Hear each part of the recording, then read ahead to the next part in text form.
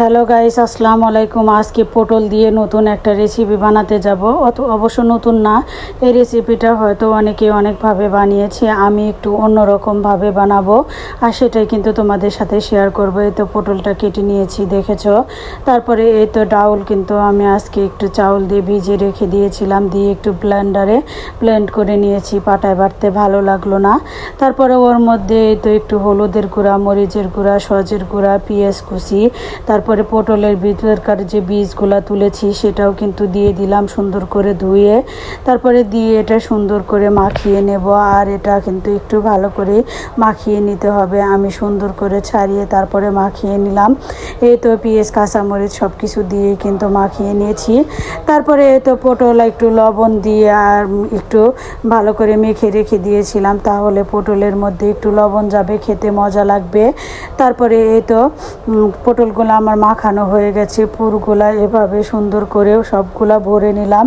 নিয়ে তারপরে ওদিকে কড়াইতে একটা ফ্রাই প্যানও বসিয়ে দিয়েছি। ফ্রাই প্যানটা একটু হিট হওয়ার পরে কিন্তু ওর মধ্যে তেলও দিয়েছি। তেল গরম হওয়ার পরে আমি একে একে সবগুলা পটল এভাবে সুন্দর করে সাজিয়ে কিন্তু দিয়ে দিলাম।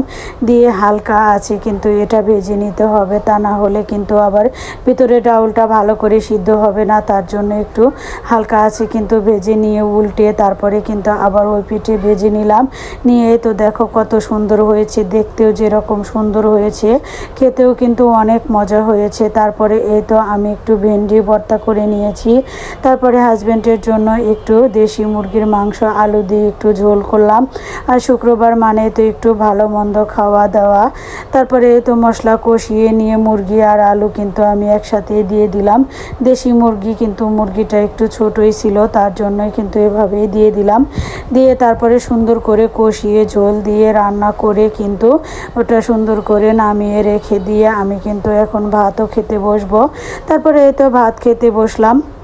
আমি একটু ভেন্ডি ভর্তা দিয়ে ভাত খেয়ে নিলাম। তারপরে কিন্তু আমি একটু শুকনা মরিচ ভাজিও নিয়েছি, যে ভেন্ডি ভর্তা দিয়ে ভাত খেয়ে ওই বড়ার সাথে শুকনা মরিচ কামড় দিয়ে বড়া দিয়ে ভাত খাবো। খেতে কিন্তু অনেক মজা হয়েছিল। তোমরা যদি এভাবে ডাউল দিয়ে পটলের বড়া কেউ না খেয়ে থাকো, একবার ট্রাই করো। ধন্যবাদ, আল্লাহ হাফেজ।